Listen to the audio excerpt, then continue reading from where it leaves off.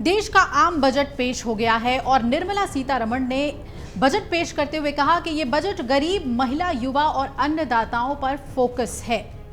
वित्त मंत्री ने रोजगार पर भी बड़ा ऐलान किया है और ये युवाओं के लिहाज से बहुत ही महत्वपूर्ण है। वित्त मंत्री ने रोजगार पर बड़ा ऐलान करते हुए कहा कि भारत की अर्थव्यवस्था मजबूत है और सरकार का फोकस रोजगार बढ़ाने पर है। बजट में गरीब, महिला, युवा और किसानों पर जोर है। सरकार सबका साथ, सबका विकास के लिए प्रतिबद्ध है और वित्त मंत्री निर्मला सीतारमण ने रोजगार पर ऐलान करते हुए कहा कि मुझे 2 लाख करोड़ रुपए के केंद्रीय परिव्यय के साथ 5 सालों में 4.1 करोड़ युवाओं के लिए रोजगार, कौशल और अन्य अवसरों की सुविधा के लिए 5 योजनाओं और पहलों के प्रधानमंत्री पैकेज की घोषणा करते हुए खुशी हो रही है।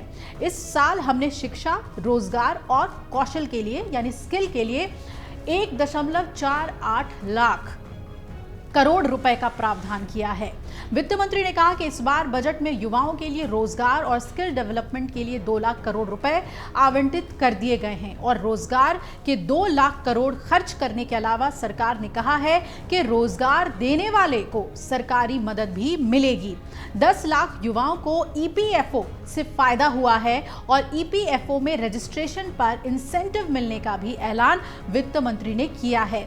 वित्त मंत्री निर्मला सीतारमण ने बजट पेश करते हुए कहा कि इस बार सरकार का फोकस रोजगार पैदा करने पर रहेगा और इसके लिए 5 स्कीम लेकर सरकार आएगी। रोजगार के मौकों के लिए 5 स्कीम का ऐलान कर दिया गया है और रोजगार के लिए सरकार ने 2 लाख करोड़ रुपए के पैकेज का ऐलान भी कर दिया है। First timers. This scheme will provide 1 month wage to all persons newly entering the workforce in all formal sectors.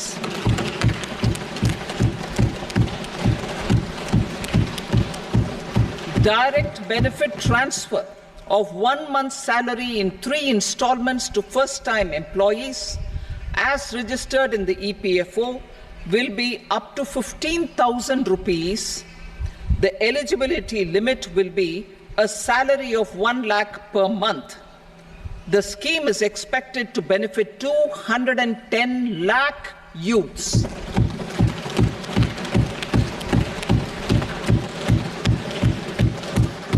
Scheme B, job creation in manufacturing. This scheme will incentivize additional employment in the manufacturing sector linked to the employment of first-time employees.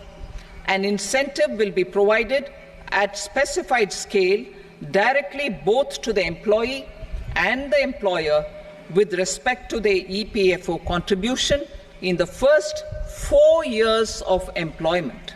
The scheme is expected to benefit 30 lakh youth entering employment and their employers.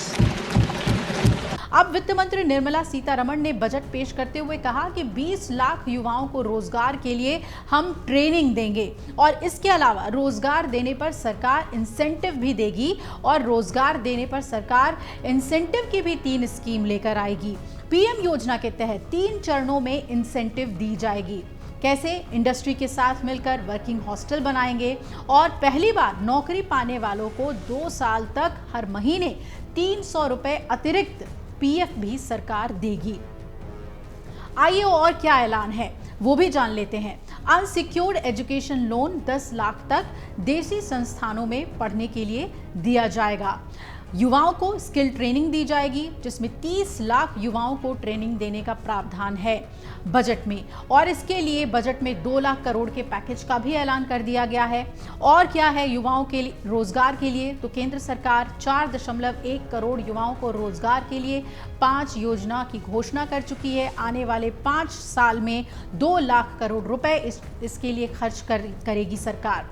अगले 5 सालों में 1 करोड़ युवाओं को सरकार internship देगी और 1 साल के इंटर्नशिप में हर महीने 5,000 रुपए की आर्थिक मदद दी जाएगी। मान के चलिए ये 5,000 स्टाइपेंड के तौर पर दी जाएगी 1 साल के लिए।